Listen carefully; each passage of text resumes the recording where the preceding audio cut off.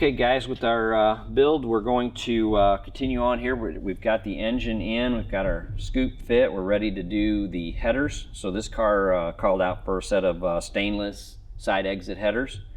So what we've got here, like I've said a couple times, is 632. So we're building a 2 3/8 primary tube with a 4.5 inch collector. So these are done. We knocked these out this week. Our guys went through and built these. You can actually see how these are cut and spliced. You know, we use 90s to build all this stuff. So when you're building a set of headers, it's important to get the flanges that are right for the head, that give you enough room so that when you slip this tube in here, you don't close off any of the port on the head. You want the exhaust port to be full open into that tube. So it's very important not to let the tube crawl over the edge of the port and close off any of that flow. So a couple of things to keep in mind here. We want to keep all the tubes as close to the same length as we can. That's why you can see these kind of kick forward here. I mean, obviously we could go straight from here to here, but we roll these forward to try to keep the primary tube length the same on each cylinder.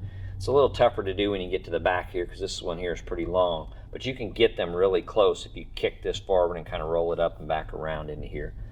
Another thing you want to keep in mind is that you need to get the plugs in and out of this thing. So the placement of these tubes is important, that you can get your socket and extension on here. So when we're making these, we always want to have a socket and a spark plug socket on here so that we can get in here with like a 12-inch extension, and then usually a swivel extension or a socket swivel will go on here. So you can see we got a straight shot in here for all these plugs. If you're not paying attention, you can actually kind of close this off with a tube and not be able to get those in and out. So you want to make sure you've got access to all your plugs. Keep the tubes the same length. The first thing you're going to do to start on this set is position your collector. And since this is a side exit header with no turnups, it's not going to have the turnup tubes on it. We want to position the collector so it's got some backward angle, slightly down, but gives us plenty of clearance in here to get on and off the car. So we have a little jig that we clamp to the table that holds this collector into place. So the first thing we do is set both sides, set the collector on both sides, get some dimensions from the rear crossmember forward and from the front crossmember back, get this angle, use a digital protractor and get this angle the same on both sides, and get this pitch back the same from side to side. So you know your heads are offset. You know your driver's side head's a little farther forward, so both headers can't be exactly the same, but you can get these collectors very close to where they come out of the fender.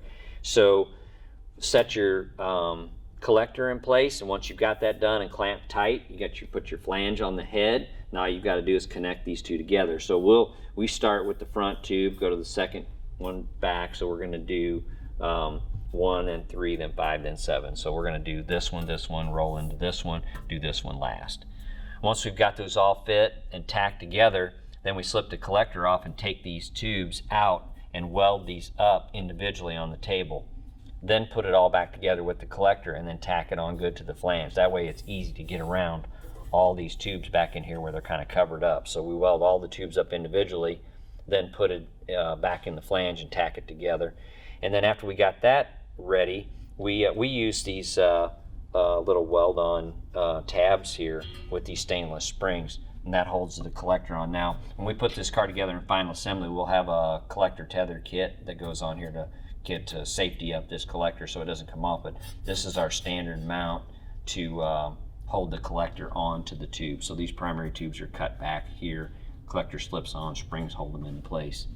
We've got it marked here. This car gets air-fuel ratio 1 on each side, so we've got it marked where we're going to put those in. So right here where that's marked, we're going to have a single bung on each side to measure air-fuel ratio. So once we've got the headers fit and welded up and done, you want to make sure they're fully welded before you take the next step, which is to cut the fenders for the headers to protrude through. So you can see here this line where we have the cut, so that's because we already have the holes in there, so we've marked this here. So something to keep in mind, you don't want to get this back edge too close to the opening in the fender. So we want this to stick out about 1.5 inches or so, so that that exhaust doesn't come out of here straight. It kind of bellows out around like this, so it kind of cones out when it comes out of this collector. So if we cut it too short, you're going to get some heat on that fender there, and you'll see a black spot and maybe even some paint getting too hot. So make sure these are stuck out far enough. And then when I show you how to cut that hole there, we're going to leave that big to the back side. We're going to leave it, we're going to fit it tight here where it's got like 1/4 to 3/8 of an inch gap around this side. When we come to the back, we're going to roll that back here and have like an inch or 1.5 gap at the back. That's so when we unzeus this, we're going to want this fender, we're going to grab it here at the front, take it off, and what you'll do is you'll flex that out, and that front fender is going to just slide outside that header collector and then slide off the car. So you have to have it a little wide on the back so that it clears this back edge. But once you put it on there, since the collector's at this angle, you can't see that gap. It's closed off. So if you fit it too tight, it's going to hit. If you fit this real tight on the backside, you can't pull it out and get it off of over the collector. So we've got these welded. We're ready to cut these openings in the front end. This is already cut, but obviously it's not going to be when you get the headers done. So like I said, headers fully welded so they don't pull or change anything, because these holes need to be closed. So this is just a quickie little template that we use, and this is going to be pitched. We make a new one for each side every time. So what you do is just get a piece of cardboard and make a template of this area right here so that you can cut around that collector and then fit that back to this front end. So right now we have the doors off, but when we're doing this part, we're going to have the doors on, and we've got the front end that's already fit. So this is fit to the doors. We've got our Zeus holes here, so we've got everything lined up. So we're going to make this template, and you see it follows exactly to this door cut here and down the back and to the bottom here. We've got all that fit.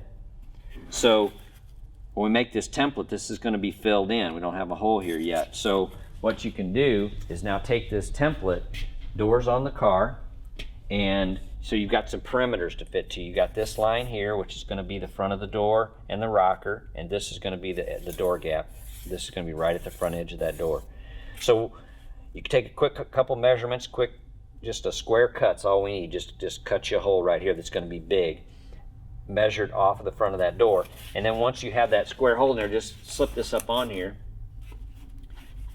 put it into place, and because the door's on here, it will hold this shape. And you can see we've sliced it a couple times so to make it bend to fit.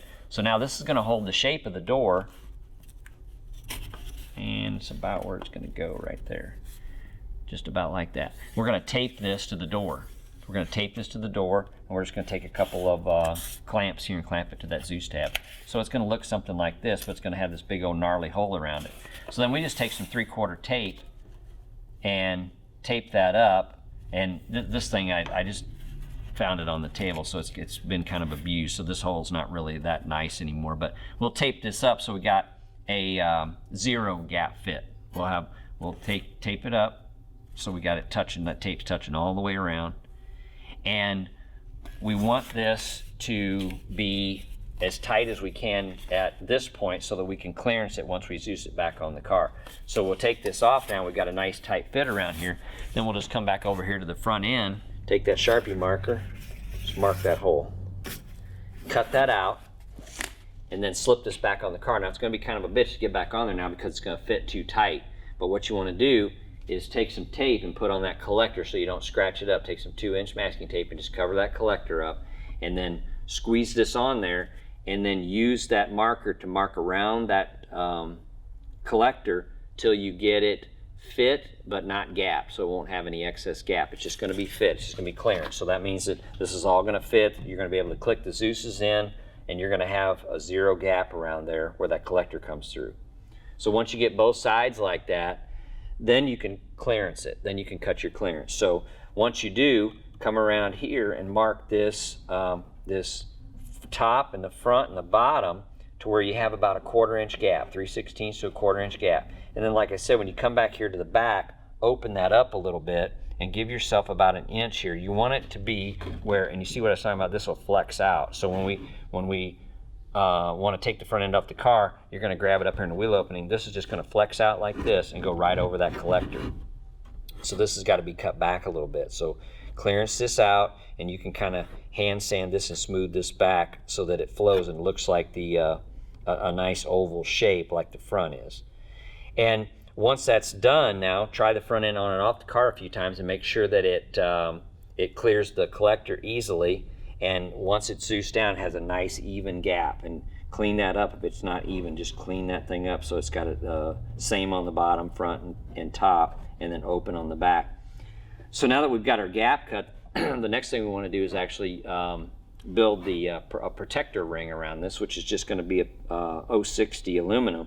Now we have these available in 4 different sizes based on the degrees that the collector comes out. So less degrees, the header is going to come out straighter, and as the collector turns back to the back, this oval is going to get bigger. So we have 4 different sizes that'll give you a good starting point for that ring. And then you can just buy one which is close to your cutout and then trim it down, because we've got them big so that you can actually clearance it some more and get it to fit exactly to your header collector, and then cut the outside down to about 5/8 or 3/4 width, whatever you think looks good. And sometimes if you want a different look, you can scallop it in between the holes.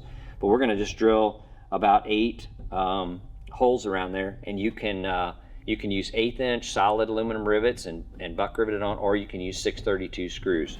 The 632 screws are a little more durable, but you've also got the nut on the inside which can catch on the collector when you're sliding the front end on and off. So the 1/8 inch solid rivets will smash flat, so they're a little smoother. So it's just whatever your preference is.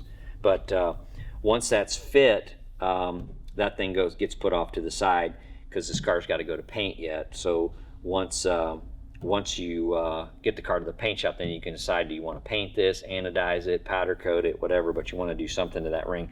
Sometimes you can just polish it. You can just use some mother's polish and polish it up till it's got like almost a bright chrome finish to it.